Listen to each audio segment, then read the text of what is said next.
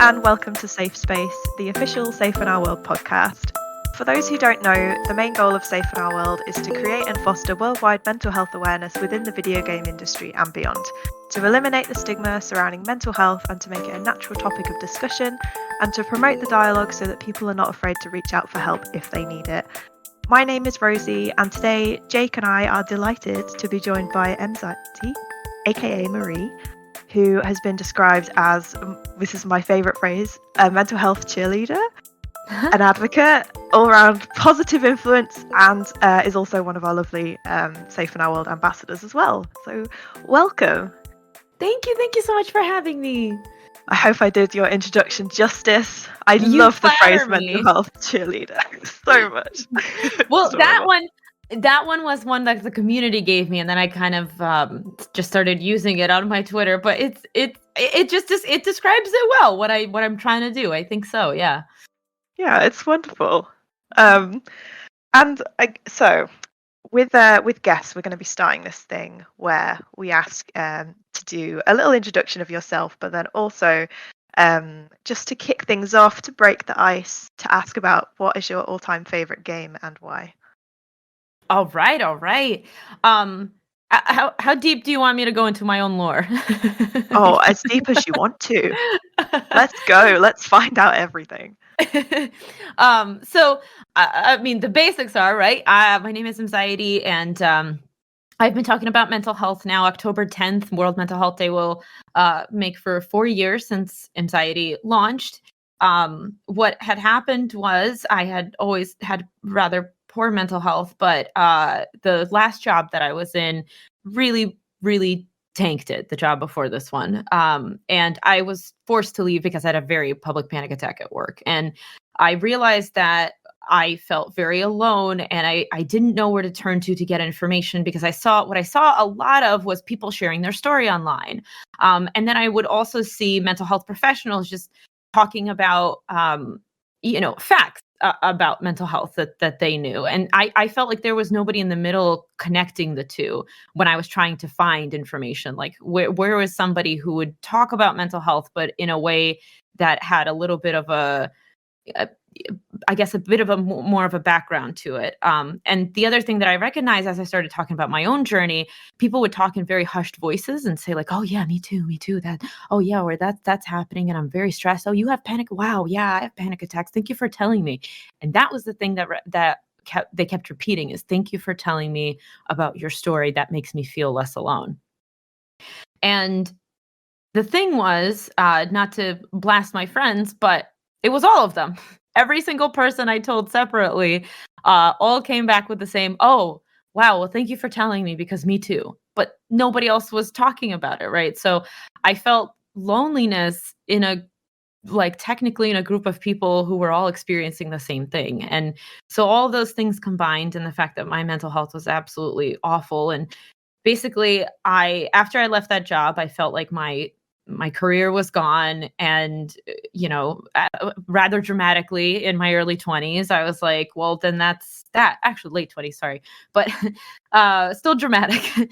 I was like, well, that's that. I don't want to be here anymore. And at that point, I realized, well, if I'm not, if I have nothing to lose, why don't I try to change something? Why don't I try to make things a little bit better? And I wanted to start having these mental health conversations out loud. And through a friend, I learned about Twitch and the fact that you could talk live and people would respond to you. So it wasn't like YouTube where you just post a video and hope for the best. And I wanted to write a blog because I loved writing, but I never thought I was good enough to write, and I never gave myself permission to write. And so with the help of a friend who was willing to read my stuff, and with the help of another friend who was willing to kind of encourage me to go on Twitch, I launched Mxiety. And the website houses a lot of resources that I always recommend to people that they go to if they have any questions about mental health. The idea is that not to to share my own journey, but not to share I did this, so you go do this. I don't want to give advice because I don't have any authority to do so. I'm not a mental health professional. My background is in medical program management and writing, but it's not, I'm not a mental health professional. I'm not a therapist. I'm not a counselor. But I knew I could share my own story, and I had heard before that had helped people. And I, I put everything out there hoping for the best. So here are resources from people who are smarter than me. Here is my story. Here's what I do. If that helps you, great. Here are interviews with, eventually, at first it was interviews with my friends who were willing to share their story. And then eventually it became interviews with mental health professionals who were willing to answer questions live the same way that I had decided, hey, we could have these conversations live. Cool. And that is how Mxiety started, and that's how it evolved. Inspiring, actually. That's really, because it's that when you're at rock bottom feeling alone, and then when you start talking about it, you realize, wait a second, I'm not alone. I can make a difference even just by sharing. So that was a wonderful story. Thank you for sharing that. Oh, thank you kindly. Yeah, I think it's amazing how even just as simplest thing as saying that you're struggling can connect so many different people who are like a bit nervous to say that initially. And being able to grow from what you did to just simply talking about your own story to now being able to do interviews with people and have live discussions and empower people to talk about their mental health is amazing. And I just think, being able to create content around topics that would have previously been taboo, and I guess still are taboo in a lot of different circles, is the way forward to start eliminating that stigma around it and allowing people to talk about it without feeling as if they're overstepping a line or crossing a boundary that doesn't really need to exist. Yeah, and that is a funny thing to me, that it is in certain circles, it is something everybody talks about, right? Like, between you, Rosie, Jake, and me, I feel like everybody's talking about it. But that's us. That's the space. And then sometimes I will, for example, I had somebody come and they were going to fix our floors, and I don't remember how it came up, but the conversation of like, what do you do, came to, and I I told him, I was like, I do this for my 9 to 5. And then after that, I am a mental health advocate at night, basically. And he was like, oh, my wife had mental health problems. And it was actually a very hard time for her because her brother had died by suicide. And he immediately opened up and felt like he could trust me, a complete stranger. But there was this moment of, one that you said, Jake, which is, this is something that a lot of people deal with, and it should be discussed more. And two, it's something that nobody talks about until everybody's talking about it. Like that's the strength I feel in this. It's not. I do still find in like professional circles, and when it comes to my 9 to 5, for example, like you go on LinkedIn, mental health is still not something that's really discussed on that platform. You go on Twitter, you go on TikTok, it feels like it's the only thing discussed on that platform. So it's a really interesting time, I feel like, right now, where everybody's talking about it. And then at the same time, the people who should be talking about it aren't.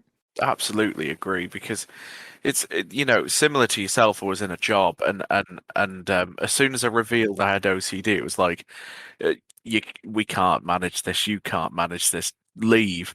And it's kind of like, do you give up, or do you try and make a difference? And I think that it sounds like you decided to stand up and be like, no, that wasn't right. I need to change it. And that's a similar sort of mindset I had, where I won't let other people go through that because it's demoralizing. And this was like 10 years ago.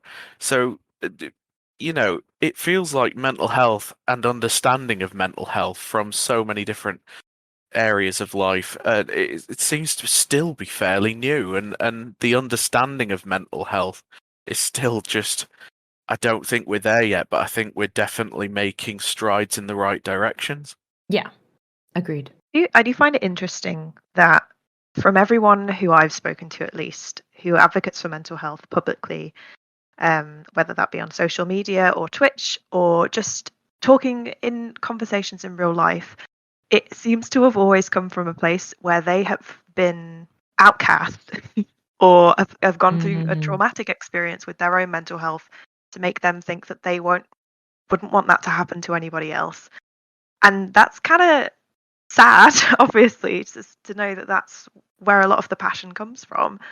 But it seems to be a pattern. And just like as we were talking, the reason that I moved into more mental health advocacy was after an experience at a previous role where I was having a panic attack at work, and my manager had no idea what to say, how to deal with it, and basically told me to get back to work. And I was just like, I'm hyperventilating upstairs. I'm not going to work right now. I need a minute. And it's just like, what? Those scenarios should never have to exist if you actually educate people on mental health, and it's such an easy thing to do. It is. It really is. I mean, I know Safe in Our World has courses, and there are, mental health first aid is an international course. It's offered in many countries, and it's not. It's an 8-hour course. There are shorter versions of it. It's not that hard to know just a few basics on how to handle people so that they don't feel like there's some kind of alien because they're having a panic attack.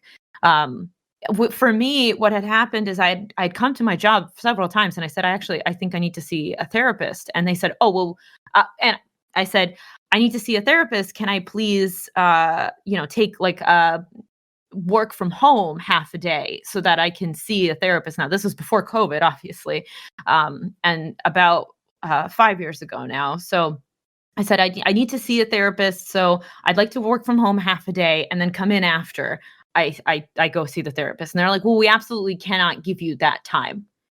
And then, of course, in my own nature, I was like, well, then I'm fine. Everything's fine. I can suck it up. This is okay. This is not a real issue. If they're saying it's not an issue, it's not an issue. And then I had the panic attack at work, and I was taken aside and told, oh, well, it might be better if you took some time for yourself. And I just No way. yeah. And it was a mutual letting go, but I tried to mitigate the problem. I tried to say, hey, let me work on this. I just need a little bit of time. And they said no. And then they were like, oh, this is really a problem. Okay, well, then I guess you have to leave. What the hell? I hope things have changed, but that was 5 years ago, and in New York City, not exactly considered a backwards place. Oh, and especially with panic specifically, a lot of the fear comes around having a panic attack in a public place where you don't feel safe, right? So being at work, yeah, that's not ideal.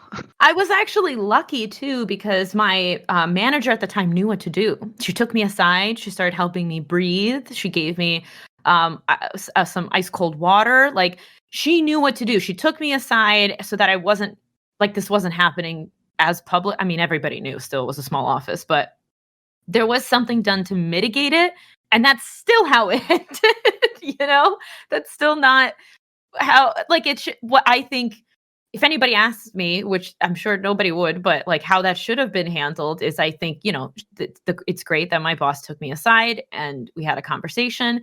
And then I believe after that, they should have said, hey, how can we help you get help? We have insurance in the US. Obviously, insurance is a big deal. So you have insurance. How can we help you find the right therapist for you? How can you go and talk to this therapist? Yes, absolutely. You can work from home one day so that you can do that. We want to keep you as an employee. But instead, they said, no, we just don't want any of this. Wow. So no tolerance whatsoever of struggling, basically. And I strongly believe that they thought that was the right thing to do. And looking back, I'm grateful to it, obviously, because a lot of things cascaded out of that are wonderful and have given me a renewed sense of life.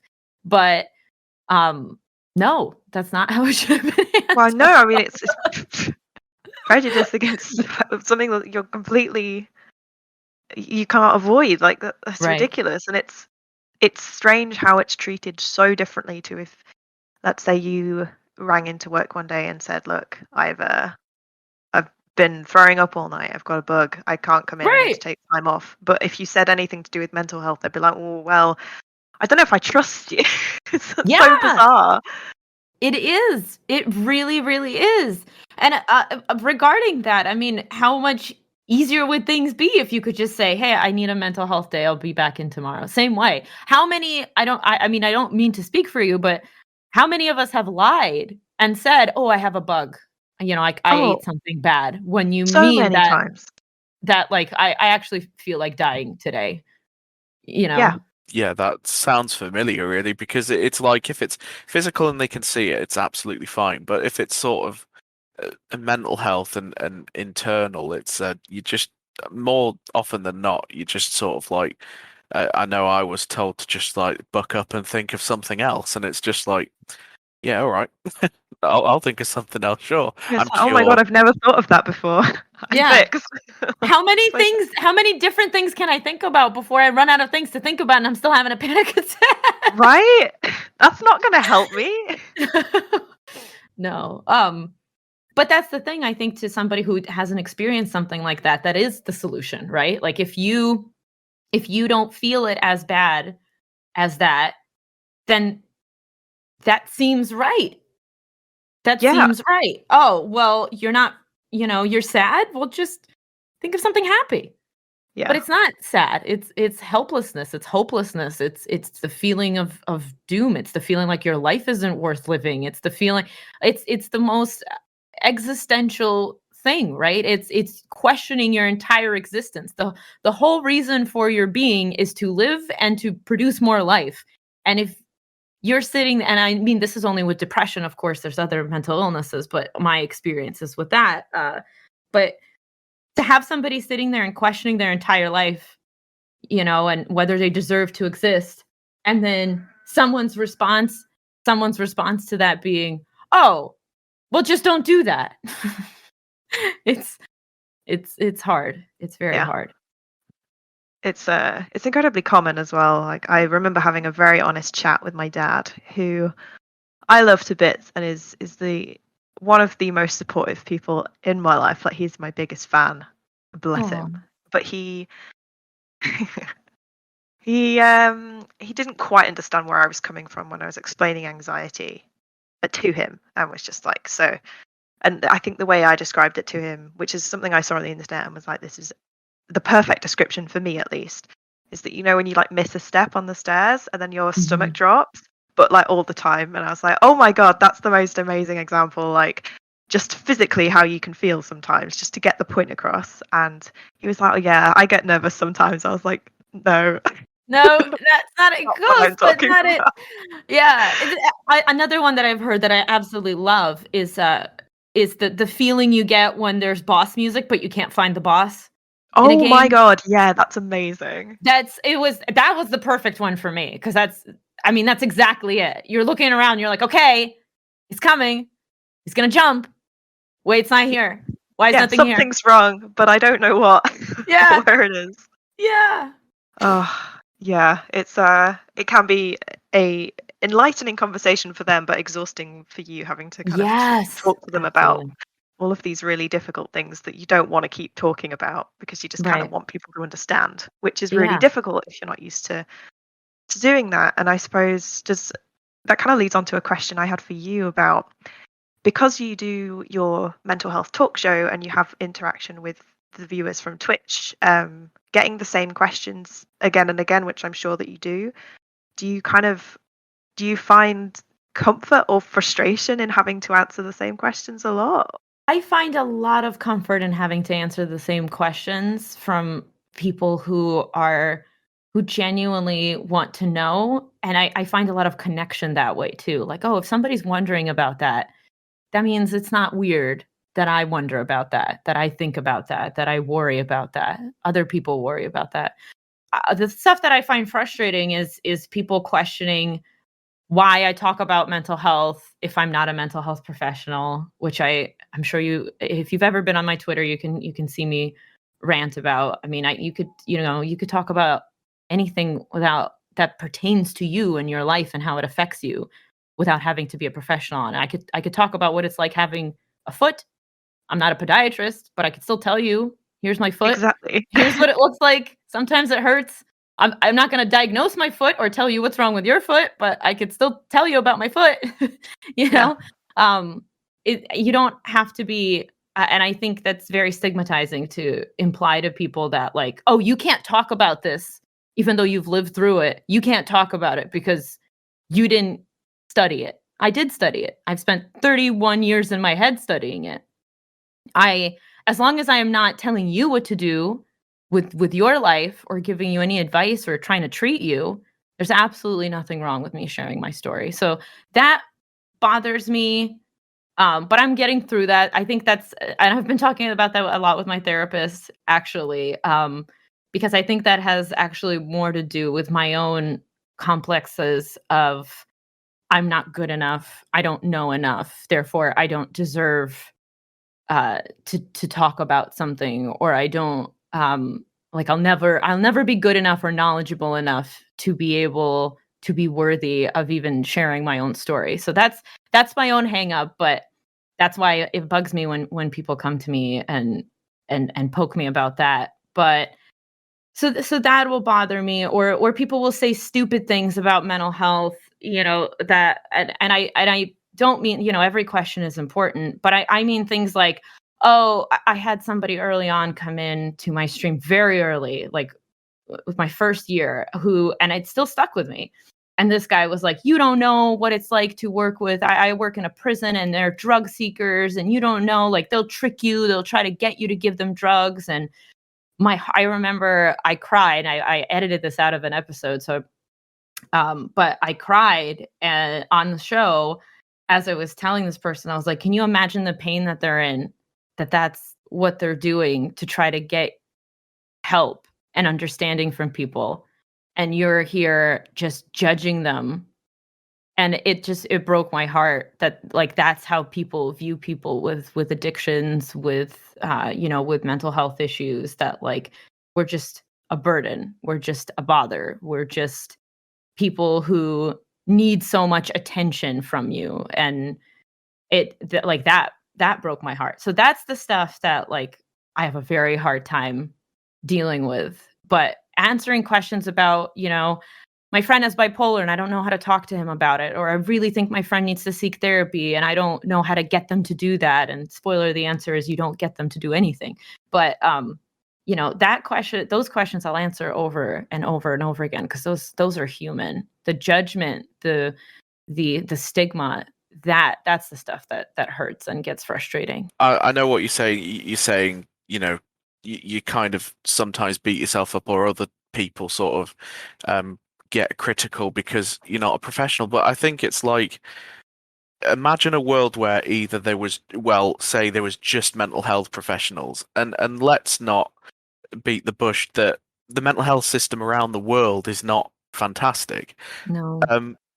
The empathy that comes from someone with lived experience, so like yourself, and the work you do on your Twitch streams, it can do so much more than going to a therapist that might not be the right therapist. Or, I mean, I can speak for England's mental health system, and it's very difficult to get in. It is extremely horrible and quite a traumatizing process sometimes, because it's like you've got to prove to yourself. But if you come across Twitter and Twitch, and you find someone and they're speaking about experiences you had, it's that empathy that I think that can then help. So I think they both come absolutely hand in hand, and they're both as important as each other, because I think obviously there are a lot of therapists with empathy, that's why they're helping. But lived experience, that's something that can really boost you. Like knowing, say, I don't know, say I'm at rock bottom, and I'm going through the exact same stuff that you're going, but you're at the stage of your life where you're at your present, where you're doing your mental health talk show, and you're doing all that. But I'm sort of at where you were at the start. It would give me hope to keep pushing forward. Whereas I don't think a professional could give you that same hope, because I'd be looking at you that has actually taken this really hard stuff you've had to live with and do something so incredible with it. And I think they both need to come hand in hand, and I absolutely Right. think lived experience is absolutely just as important as a mental health professional, for sure. Yeah, and Yeah. just kind of, rolling off that as well. I can't agree more with obviously the feelings that you've said about not feeling valid enough to be able to talk about mental health because you're not a mental health professional. And the the tricky thing is with that, I suppose, is that where do you draw the line at being an expert in something and knowing a bit about it and not being able to ever have that conversation until you reach this level that doesn't really exist, because no one knows everything about mental health. We're still learning. This whole Right. process is a huge learning curve for me as well, for everyone. I think it's important to acknowledge that we don't know everything and to embrace learning new things, rather than completely shying away from the topic because you're scared of being wrong. I don't think that gets us anywhere in not, obviously it's very difficult to do that if you don't feel comfortable with talking about mental health. And it took me 6 years of my life before I felt like I could talk about it. And even now I still, like, I'll put a tweet out or something and be like, I'll have to read it 100 times and then I'll still be like, oh, I don't know if I worded that right. Oh God. Even though it's got the right sentiment, I want to make sure it's right. Right. But the only way we can do that is to keep talking and keep learning, right? And having these discussions.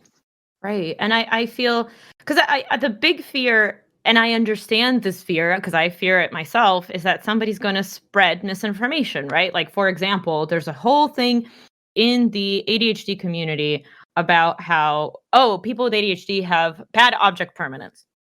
And then a few professionals started speaking up about it recently, and we're like, that's not a thing. That's not how that works. You can't, that can't be that. And this is actually what's happening. And first of all, that was such a great learning experience for me because I looked at something that I could relate to. I could relate to this feeling of, oh, maybe my object permanence isn't that great. And then having the professional on the other side say, well, actually, it's this. You relate to it, and that's okay, but it's actually something else. Those were both amazing learning experiences. I learned something about myself, and then I also learned that, okay, maybe it's not what I thought it was. Yeah, but and so I understand it from the perspective of professionals who are saying, "Oh, we don't want you to have misinformation." I don't want misinformation either, but the way you do that is you share information and then you learn over time that, hey, actually that information wasn't correct. This new piece of information is more correct. And I don't think that comes from only mental health professionals sharing, because there are plenty of mental health professionals that have come on and said, actually, there's a mental health professional who coined the term rejection sensitive dysphoria, again, in ADHD. And that is something that people with ADHD struggle with, is rejection sensitivity. But to call it dysphoria and to not acknowledge the fact that it actually stems from a few other things that happen when you have ADHD, and the rejection you face and the depressive feelings that you experience, basically neglects all of that. It neglects the complexity of what comes with and why rejection sensitivity is a thing, and just kind of slaps a label on it and says, well, it's dysphoria. So there are plenty of professionals who have made hiccups, as many as there are mental health advocates who have made hiccups. I think, again, to Jake's point, we need both. We need both. We need somebody talking about their experiences, and we need the professionals talking about the research. And we need to be looking at both sides of that, and we need to be learning from that and combining that experience into good knowledge and discourse, instead of just saying, well, you shouldn't say that because you didn't do the research enough. Well, I might have not done the research, but I've been researching myself by living with myself, and this is what I've experienced. And maybe you did research something that actually you don't have enough proof, but because you have the degree, there's enough people backing you and saying that that's right. So I think it's just about all of us learning all the time. Yeah, no, I couldn't agree more. I think even within ourselves, I've learned a lot, like throughout my mental health journey specifically. I used to think my panic attacks were asthma attacks. Oh my God, I did too. I did too. No, I literally had to go to a pulmonologist. Yes, I was treated for it. Yes. Oh my gosh, sorry. Go ahead. No, it's so much better knowing that it's not just me because yeah, I went to the doctor. I was like, I think I have asthma, and he was like, you don't, and I was like, cool, and then I left, and then like 2 years later, I was like, oh my god, that's what it was, and he I'll just do like, you. Sorry, I'll do you one worse. I actually got treated for it for 2 years. I gained a lot of weight because I was put on corticosteroids and everything, and it was a nightmare. And nothing was working because the doctor was like, oh, "Okay, you might have asthma." And for 2 years, I was treated for something I didn't have until I asked my doctor. I was like, "Do you think it might not be asthma?" And she was like, "Well, it could not be, but I can't diagnose you for that." So she was just gonna keep treating me for something, hoping that eventually it would be that. Like, I don't understand what her thought there was. Instead of, sending me to a specialist if she had suspicions. So yeah. Oh my gosh. But the thing is, and I don't know, Rosie, if you feel similarly, at that age, that I was diagnosed with that, I was in college. I was, sorry, this was before college actually, and through some college, but um, I was actually happier to accept asthma as a diagnosis than mental illness. oh, absolutely, yeah, I was 16, around 16, 15 at the time, and the thought of mental health terrified me, and so I just assumed that it would be anything but that. Yep. That's wild that you were treated for 2 years for Yeah. something that you didn't have. But I guess that kind of shows like how far we've come Yes. in a way. Yeah. One doctor said he was a lovely guy, don't get me wrong, but he just said sometimes we just need to have a good cry and a hug. And I was just like, yeah, I really need help with my OCD, please. I don't think a cry and a hug are gonna quite cut it. Oh my Oh goodness. my god. Yeah. That's all we needed the whole time. Of course, just a hug and a cry is all everyone needs. Can you imagine if that was it? Like, no world wars, no nothing. Just everybody give a hug and a cry. Just a hug and a cry, it's all good. You know, pandemic, what? Hug, cry, no problem. Yeah. Exactly. It wipes the trauma away Yeah. instantly. One thing that we haven't touched on was your favorite game and why. Oh, Right back at the beginning. I can't. Oh my god, I totally weaseled my way out of that. No, but my favorite traditional game is Kingdom Hearts. The whole series, I love it. I know there's a lot of criticism about it, and it gets cheesy and dorky and all those things, but it's absolutely my favorite, and it has my heart. And yeah, I love everything about it, and every installment brings me so much joy. And I've actually written an essay about how Kingdom Hearts helped me understand my depression. There's a lot of themes in it that are great allegories and metaphors for feeling depressed, for feeling like you're in the darkness, for feeling like nobody cares when there are friends around you who do care and who do want to help. It was a really, really eye-opening experience playing that game for the first time. It was fairly recent. I was 28 when I played it for the first time because I didn't grow up with consoles. Otherwise, my favorite game of all time that I probably will never, ever, ever get tired of is Tetris. I could play Tetris for eons without I love winning. Tetris. Without winning, like I don't get to like any final stage or any like get better at it. I just play it, and it just feels good to play it. Tetris is great. I played the VR one that they recently came out with, and that is such an escape. That is the ultimate escape. Just stick the headphones in. The world doesn't exist. You're just in Tetris. I don't know how VR Tetris would work. I've never played VR before. We need to get it set up at some point, I reckon. It's a Right? great VR. Do you know, I think VR for mental health could be perfect because I've always found that puts you inside the game, and then like there's this one game that I checked out, and there was this guy, and he created it during the sort of his father was dying, and he created this game as an escape for himself, but he released it, and it was like just this beautiful escape, and you could just kind of like sit back on the sofa and just chill, and you were in this world, and he just kind of hoped that people would get similar joy out of what he had created for himself during such a rough time. And yeah, I think VR could be used in mental health because it's definitely an escape. Yeah, I mean, I don't know if this is like really nerdy or what, but I adore just spending like an hour on Google Maps, just walking around or driving around. Just my hometown, some random place in Scotland, wherever it'll let me drop the little guy. I'll be there. I love it. It's just so fun.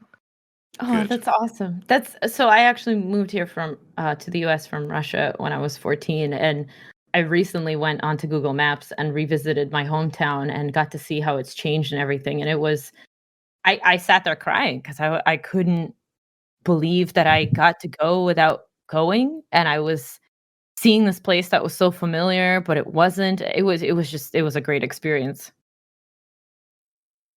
Yeah, I can't even imagine like going back to somewhere where you've not been in so many years either, and kind of having that, well, not really nostalgia, I guess, but a familiarity Right. with this place. But it, like, looks different, but you also know that, like, Google Maps is, not absolutely current, so even the map you're looking at is outdated, but it's still already different than how you remember things, and it's very wild. I recommend the experience, definitely. Yeah, I really want to go back to like these places that I went to as a kid, like holidays and stuff, just to kind of feel like a time capsule almost. Everything feels a lot Right. smaller in your head than when you actually go and visit, Right, right. even if it's on Google Earth, I guess. But to segue back, so one of the questions we wanted to ask you was about the fact that you may get a few questions from people in your community or aspiring streamers or mental health advocates who ask you for a piece of advice if they were to start out doing a similar thing. And we wanted to know what you would say to someone if they were to ask you, if they wanted to start out in mental health advocacy, in streaming and talking about mental health, where should they start? Uh, it's twofold at the same time. You must do these things at the same time.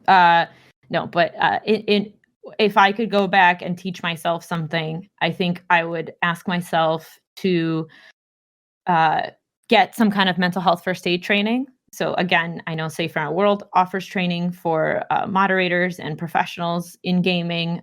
Mental health first aid is just a general, you learn first aid for physical issues. You learn mental health first aid.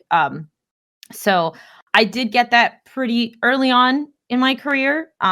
I wish I had started with that training. So that is a really big one. And the other one is boundaries.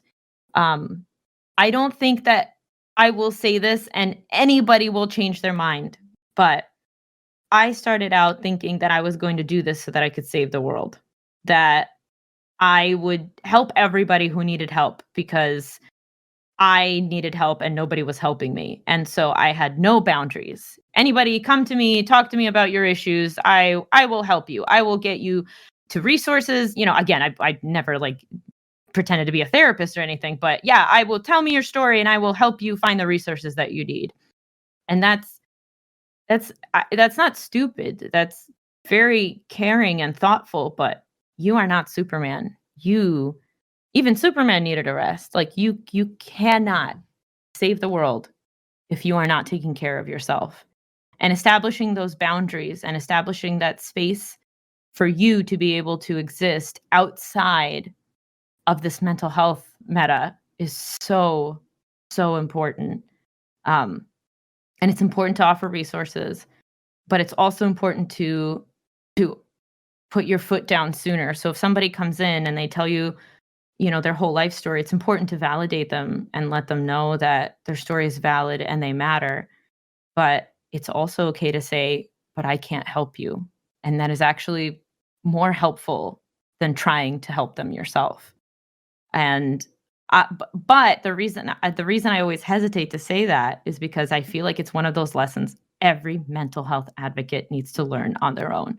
Because every single person there's not one person I haven't spoken to who I've given that advice and that has went and said, "Yep, I'm gonna follow that advice." Every single person has said, "No, not me. I'm going to be the one to save the world. And I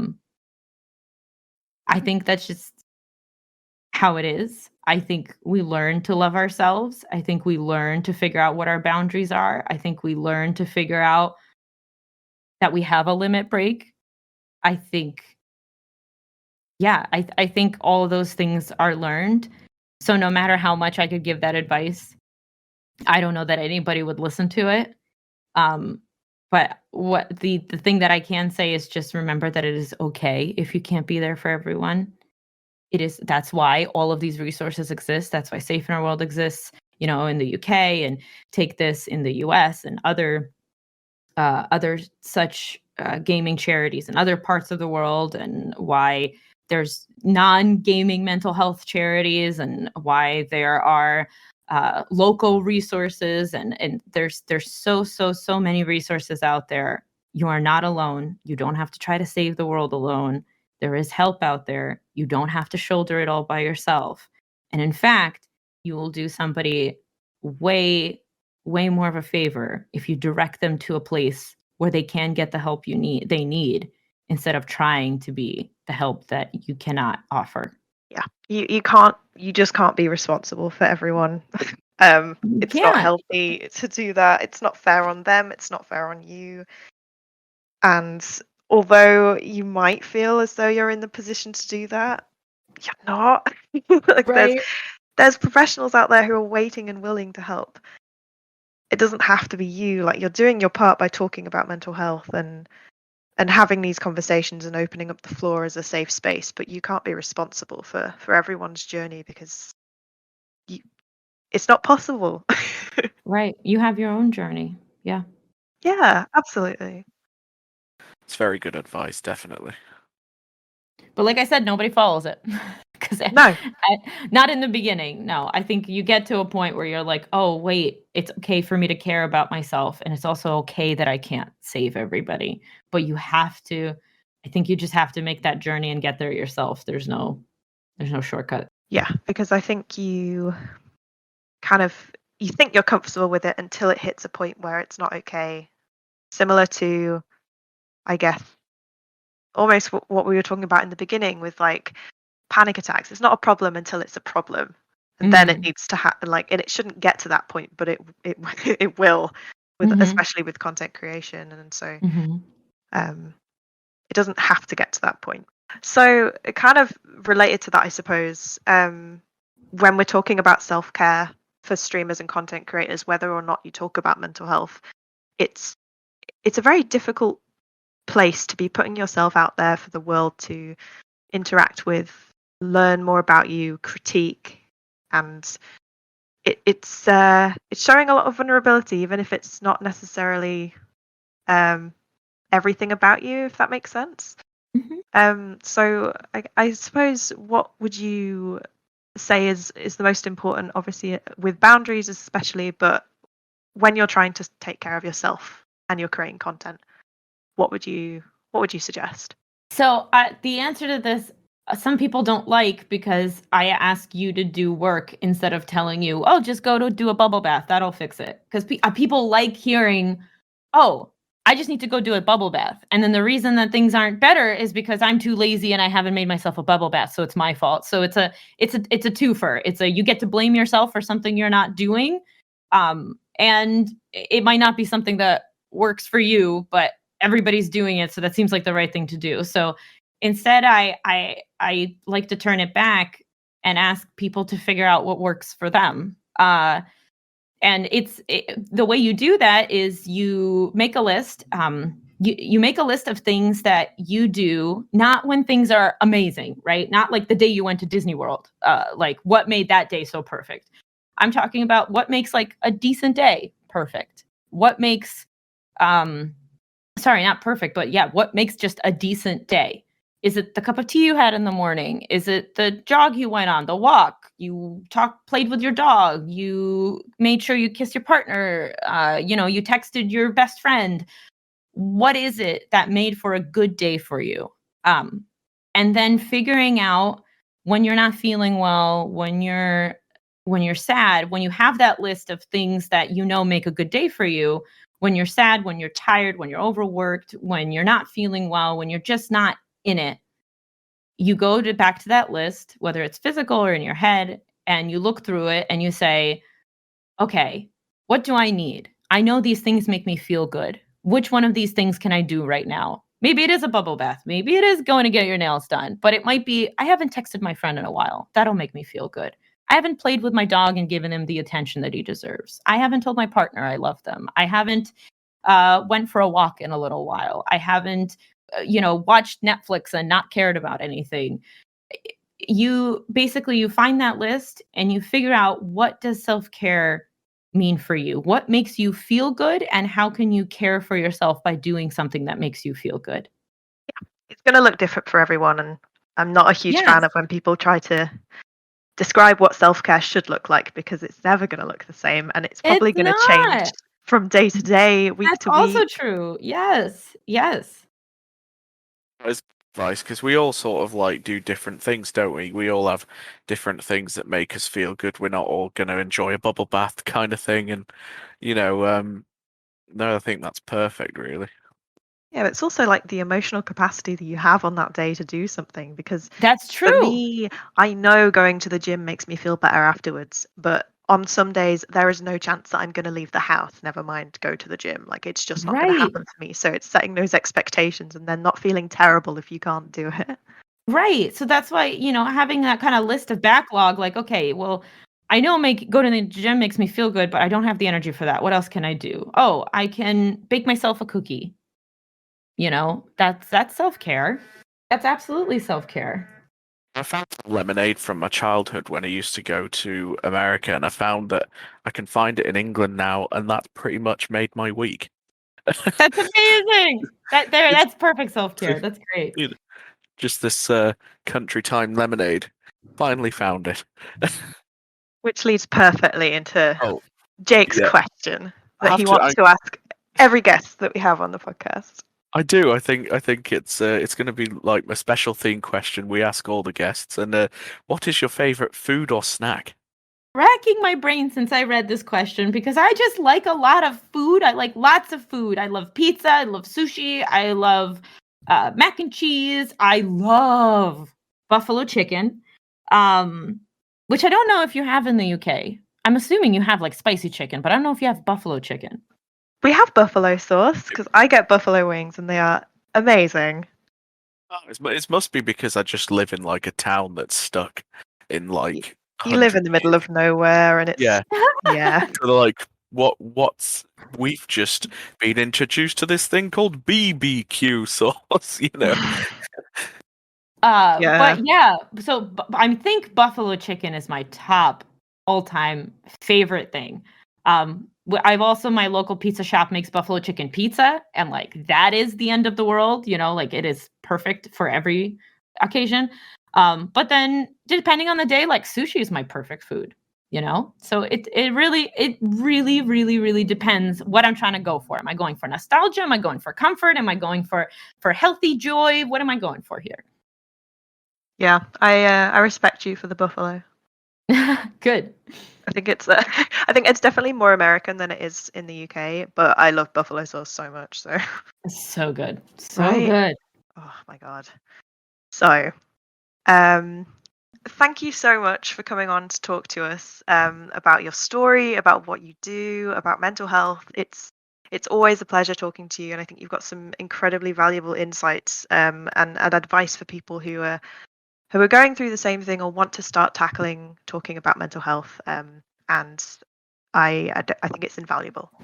Thank you so much. Thank you so You're very kindly. welcome. Thank you for being part of this podcast episode. Thank you. Anything for safe in our world. I love you all so much. We love you too. But if you are struggling, we've said this before, we'll say it again. Please know that you're not alone and there are resources and support to help you. If you're looking for somewhere to start, we have a list of global helplines and resources and support and feelings and symptoms and lots of information on our website at safeinourworld.org. So please do head over there if you want to learn more about mental health or want to look for somewhere to begin.